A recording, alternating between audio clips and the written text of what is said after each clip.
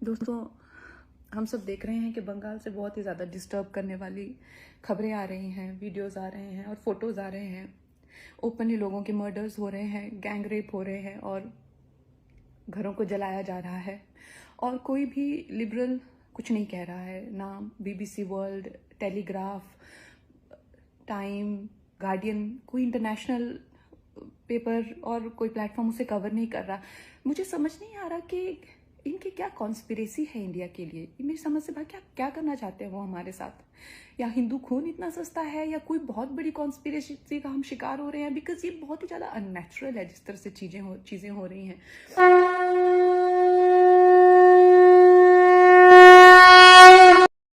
नमस्ते दोस्तों, आप सबका एक बार फिर से स्वागत है आपके अपने YouTube चैनल सत्य सनातन में। कल से आप देख ही रहे हैं किस प्रकार से लगातार बंगाल जलता जा रहा है, महिलाओं का गैंग रेप किया जा रहा है, बुजुर्गों तक को नहीं बख्शा जा रहा है। ऐसे ऐसे वीडियोस हैं कि मैं यहाँ पर YouTube पर नहीं डाल सकता हूँ, उनको पिन कमेंट में लिंक दे रहा हूँ। टेलीग्राम पर जाकर के सभी वीडियोस देखिए और उस हश्र को देखिए जिससे बचने के लिए पिछले 2 महीने से लगातार अपील की जा रही थी। ये सच है कि पश्चिम बंगाल ने, जब वो बंगाल था और बिहार का काफ़ी क्षेत्र उसमें शामिल था, उस समय पर भी गुलामी को ही स्वीकार किया था। ये सच है कि वहाँ के कुछ लोग लगातार तड़पते रहे हैं कि कैसे हमें इस गुलामी से निजात मिले। लेकिन जब गुलामी की जड़ें खून में पहुँच जाती हैं, अंदर तक उतर जाती हैं, जब डर जीन्स तक पहुँच जाता है, DNA तक पहुँच जाता है, तब व्यक्ति कोई भी कारगर उपाय करने से डरता है। अंततः वही हुआ।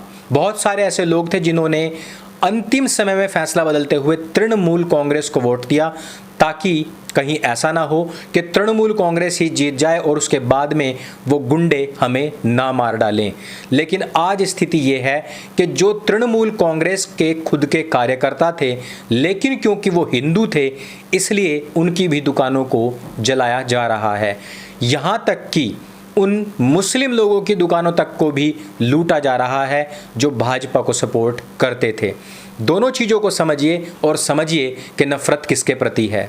समझिए उस दिन को जिस दिन ममता बनर्जी की खुद की गलती से टांग में चोट लगी थी, प्लास्टर चढ़ा था और वो सीधे ही जाकर स्ट्रेचर पे बैठी हॉस्पिटल में जाकर लेट गई थी। उस पर इतना हंगामा मचा कि मामला पूरे भारतवर्ष में फैल गया। एक महिला की अस्मिता का सवाल खड़ा हो गया। पूरे देश का लिब्रांडू गैंग तैयार हो गया था एक नए युद्ध का आगाज करने के लिए।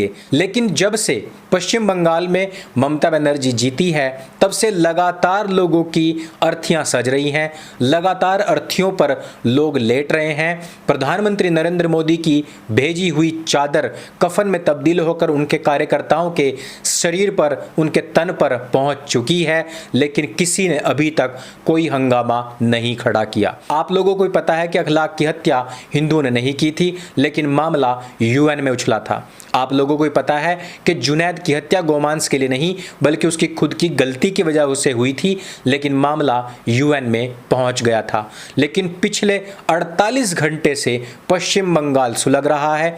वहां पर अभी तक 14 लोगों की निर्मम हत्या की जा चुकी है। वहां पर लगातार महिलाओं के ऊपर हमले हो रहे हैं, उनकी इज्जत पर हाथ डाला जा रहा है, जानवरों तक को नहीं बख्शा जा रहा है। जो मुख्य नेतागण हैं उन तक को नहीं बख्शा जा रहा। अभी तक करोड़ों की संपत्ति को लूट लिया गया है। प्रदेश में पूरी तरीके से हिंसा का माहौल है, लोगों में दहशत का माहौल है, लेकिन अभी तक किसी ने चूं तक नहीं किया है। और इसकी वजह और इसका कारण केवल और केवल पश्चिम बंगाल की जनता है। वो भीरू जनता जो अपना अधिकार लेना नहीं जानती, वो भीरू जनता जो अपनी आत्मरक्षा तक का अधिकार नहीं रखती, वो भीरू जनता जो अपने आप को इंटेलेक्चुअल तो समझती है, हो या ना हो, पर समझती है, लेकिन उस इंटेलेक्चुअल से अपनी और अपने लोगों की रक्षा नहीं कर सकती। मैं बात कर रहा था इंटरनेशनल लेवल पर क्यों पश्चिम बंगाल में लगातार इन जलते हुए घरों, लुटती हुई दुकानों और मरते हुए लोगों, लुटती पिटती इज्जत वाली महिलाओं का मुद्दा पूरे विश्व में क्यों नहीं उठ रहा है। आप वैश्विक स्तर पर इस मुद्दे को उठाने की बात तो भूल ही जाइए। इस मुद्दे पर लोगों का ध्यान आकर्षण करने वाली कंगना रनावत का ट्विटर अकाउंट भी परमानेंट डिलीट कर दिया गया है। जी हाँ, ये है वैश्विक ताकत और ये है वैश्विक ताकतों का न्याय। ममता बनर्जी के ऊपर अभी तक किसी भी इंटरनेशनल मीडिया ने या किसी भी सोशल प्लेटफॉर्म ने कोई भी बयानबाजी नहीं की है। अभी तक इसके ऊपर कोई भी ट्रेंड सपोर्ट ट्विटर की तरफ से नहीं आया है, लेकिन ट्विटर पर इस आत्मरक्षा के मुद्दे को उठाने वाली कंगना रणावत का ट्विटर अकाउंट डिलीट कर दिया गया है, जिस पर 3 मिलियन से ज़्यादा लोग जुड़े हुए थे।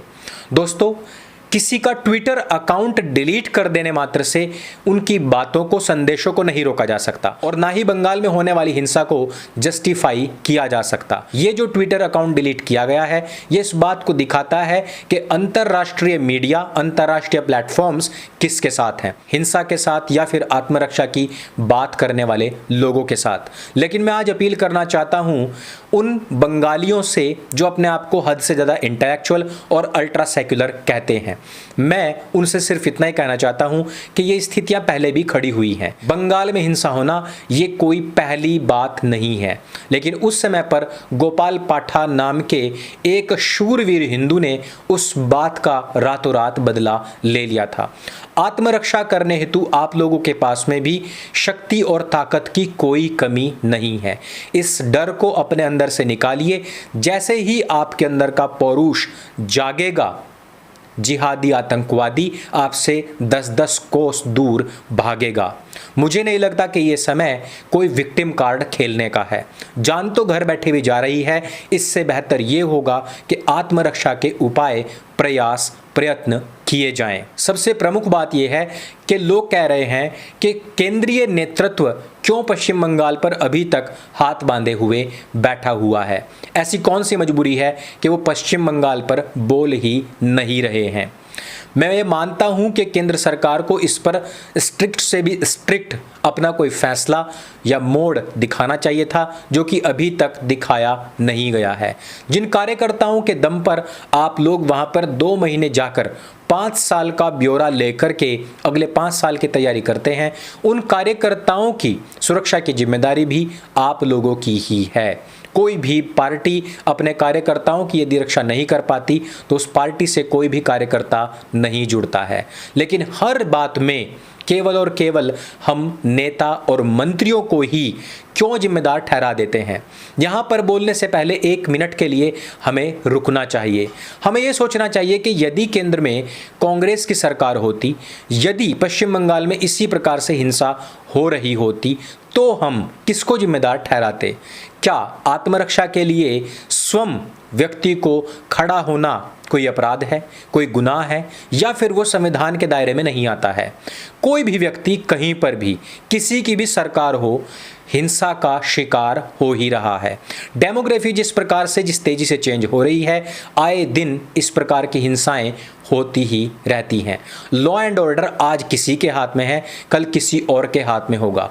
लेकिन यदि हिंदू आत्मरक्षा के लिए तैयार नहीं है, यदि हिंदू अपने ऊपर होने वाले अत्याचारों का प्रतिकार करने के लिए तैयार नहीं है, तो उसको, किसी को भी उसका दोषारोपण करने का भी कोई अधिकार नहीं है। जब आप लोग खुले तौर पर किसी भी पार्टी के समर्थक नहीं थे, जो लोग खुद तृणमूल कांग्रेस को वोट कर चुके हैं, हिंदू होने के नाते उन लोगों को भी लूटा और मारा जा रहा है, तो ऐसे में हमें मूल परिस्थिति और मूल समस्या को समझने की आवश्यकता है कि लोगों के अंदर जो जिहादी मानसिकता है वो किसी के सपोर्टर को देखकर नहीं, बल्कि आप लोगों का धर्म, आप लोगों की मान्यता देखकर वो आप लोगों के ऊपर हमला कर रहे हैं। अंत में मैं बस इतना ही कहना चाहता हूं कि जो लोग पश्चिम बंगाल में होने वाली हिंदुओं के ऊपर हिंसा पर नहीं बोल सकते, उनको अपना ऑक्सीजन लेवल चेक करने की कोई ज़रूरत नहीं है। वो खुद से ही मान लें कि वो मर चुके हैं। दोस्तों, आपको क्या लगता है कि पश्चिम बंगाल में होने वाली इस हिंसा का असली जिम्मेदार कौन है? क्या आने वाले समय में जो उत्तर प्रदेश में इलेक्शन होने वाले हैं, उसमें अगर योगी जी हारते हैं तो क्या यही स्थितियां, यही परिस्थितियां उत्तर प्रदेश में नहीं बनेंगी? क्या इसी प्रकार से लॉ एंड ऑर्डर यहाँ पर नहीं बिगड़ेगा? क्या भारतवर्ष में जिस प्रकार और जिस तेजी से जिहादियों की जनसंख्या बढ़ती जा रही है, क्या ये डर हर राज्य में पैदा नहीं हो रहा है? इस वीडियो में सिर्फ इतना ही। आपको क्या लगता है नीचे कमेंट करके जरूर बताइएगा और इस वीडियो को हर व्यक्ति तक पहुंचाइएगा। टेलीग्राम पर आने वाली हर वीडियो को अपने लोगों तक पहुंचाइए। पश्चिम बंगाल के दर्द से हर हिंदू को रूबरू अवश्य कराइए। मेरे संग बोले सत्य सनातन वैदिक धर्म की जय। जय हिंद, वंदे मातरम।